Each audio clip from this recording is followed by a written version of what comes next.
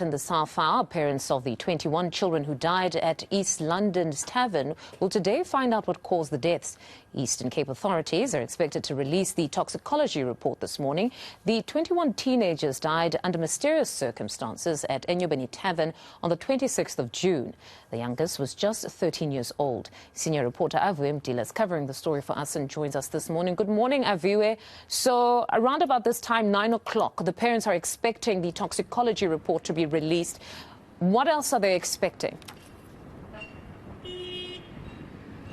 Well, they've already gone inside the district health offices here in East London. The majority of the parents, of course, as they're probably now being detailed exactly what led to the deaths of the 21 teenagers. It's been a drawn-out 2 months for these parents, not knowing what led to those deaths. In fact, I was speaking to some of them.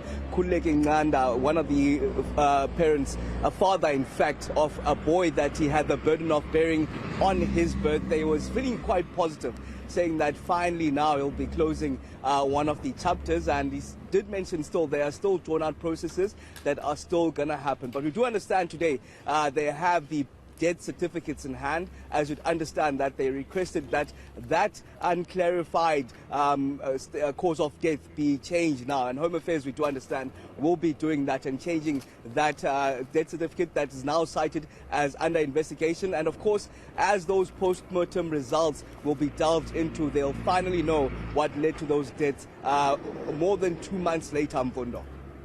But how were their spirits this morning heading into that meeting where now, at the very least, they'll at least bring finality to that aspect of their mourning? How were they this morning?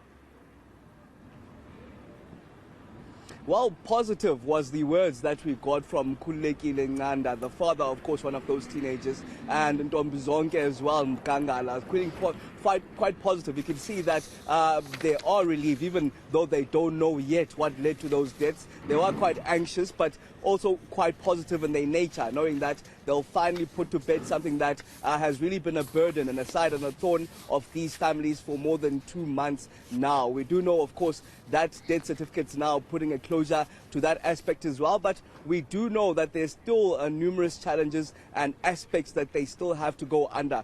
For one, we do know that the clothes of the deceased are back from the pathology services and the forensics themselves. They were in fact supposed to collect those belongings and the clothes from these 21 teenagers today, but that had to be pushed back given that the meeting itself was pushed back by a day. So they now will do that sometime, possibly next week, given that there's that pre-trial conference happening tomorrow of Siyakhangela Ndevu, the owner of Aviwe Tavern, expected to appear at the magistrate court in East London. Now, depending, of course, on what happens inside, and the suggestions from the police themselves saying that they're now going to be in communication with the NPA, we could see possible prosecutions for the actual murder and the cause of death of these 21 teenagers. So there's still going to be many developments heading forward, given the outcome of what we will hear from the parents as they come out from this meeting that is expected to start any time now.